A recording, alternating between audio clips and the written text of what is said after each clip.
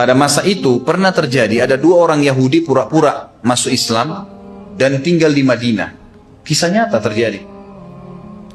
Mereka, dua orang ini, dahinya hitam. Kalau sholat di saf pertama, paling rajin baca Quran, dan paling suka bantu orang. Itu cirinya. Subhanallah, salah satu Raja Mamalik ini mimpi. Melihat Nabi SAW dalam mimpi dan cuma mengucapkan, tolong saya. Kalimat itu saja.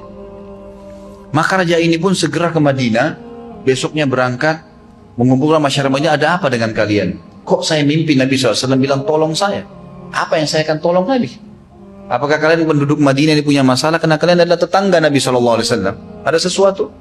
Kumpulkan keluarga-keluarga Nabi yang ada. Ada masalah dengan kalian? Gak ada. Pasti gak ada masalah? Gak ada masalah. Baik, ada nggak penduduk Madinah yang belum ikut sama kalian? Kata mereka ada, 2 orang yang belum ikut. Dan itu orang yang paling terbaik di antara kami. Ini orang Yahudi ternyata. Lalu si raja ini bilang, pada satu saya tidak ingat namanya ya, tapi raja ini, riwayat ini masyhur. Raja ini kemudian pergi ke rumahnya 2 orang itu. Lalu duduk ngobrol, tidak ada sesuatu yang mencurigakan. Subhanallah, sebelum keluar dari rumahnya orang yang dianggap tadi orang alim, dahinya hitam, suka membantu kalau sholat di saf pertama, orang Madinah semua tahu ini orang terbaik kami. Kata si raja ini, saya tiba-tiba melihat ada sebuah karpet permadani di tanah, dan saya tiba-tiba ingin sekali karpet itu. Lalu kemudian saya pun bilang, saya ingin karpet itu. Padahal sebenarnya dia tidak butuh, dia raja, dia bisa beli karpet yang mahal. Kenapa dia tiba-tiba mau karpet itu? Dia bilang, tiba muncul perasaan saya itu. Lalu saya pun berkata, saya ingin karpet itu. Kata orang itu, tolong jangan mencoba karpet satu-satunya, pokoknya dia nggak mau kasih. Kata raja ini, saya tidak tahu, baru pertama kali dalam hidup saya ingin berbuat zalim. Saya ingin mengambil secara paksa. Waktu ditarik, ternyata di bawah karpet itu ada lubang. Dan lubang itu ternyata menuju ke kuburan Nabi SAW. Tinggal 2 hari lagi mereka gali, itu sudah mereka bisa sampai ke kuburan Nabi SAW. Niatnya ingin mencuri jasadnya Nabi. Itu terjadi itu. Dan itu sejarah Islam mencatat itu. Ada orang Yahudi yang seperti ini. Ada orang Yahudi, gitu kan?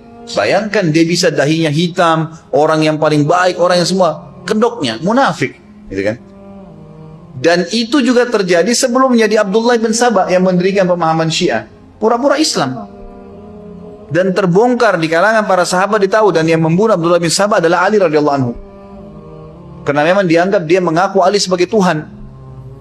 Waktu ditangkap, dia sebarkan fitnah bahwasanya Ali lebih baik daripada Abu Bakar dan Umar serta Utsman. Lalu ditangkap oleh Ali. Dia bilang, apa kau bilang itu? Dia bilang, iya, saya yang bilang itu. Kata Ali, kau harus bertobat, karena tidak pernah saya lebih baik daripada ketiganya. Lalu kata dia, saya tidak mau bertobat. Kata Abdullah bin Sabah, saya tetap anggap kau yang terbaik, karena itu memang fitnahnya dia. Itu memang fitnah. Dia tahu dengan menyebarkan fitnah, dengan seperti ini, Ali adalah turunan Nabi, keluarga Nabi, dengan menggunakan nama keluarga Nabi, orang akan fanatik nantinya. Dan muncul betul pemahaman itu kan. Maka kata Ali, kalau kau tidak mau taubat, maka saya akan membunuhmu. Kisos. Dia bilang, kalau kau bunuh saya, berarti kau adalah dia, kau adalah Tuhan.